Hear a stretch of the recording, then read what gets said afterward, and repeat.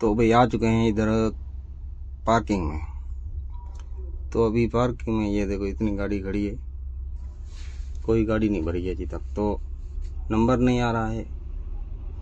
और चलते चलते इधर बैटरी वाली गाड़ी आ गई है, देखो बैटरी वाली ये खड़ी, देखो इस पर पूरी बैटरी पर चलती है और कोई इसमें कोई वगैरह डीजल वगैरह कोई सिस्टम नहीं है, सिर्फ बैटरी से चलती है। 4 करोड़ चलाओ, इतनी गाड़ी खड़ी है इधर। कल से नंबर आएगा। ओके, ये इधर आ गई फैक्ट्री, ये देखो फैक्ट्री की ये लोकेशन है, फैक्ट्री ये सामने। तो इधर मच्छर बहुत ज़्यादा है, बहुत ज़्यादा मच्छर है। वीडियो को शेयर कर देना, दबा के लाइक कर देना अच्छा लगा हो तो। ये इधर गाड़ियाँ खड़ी है, ये ले रहा है थोड़ा सा कार्डियो शार्डियो मूड बना रहे हैं, नंबर आने वाला है।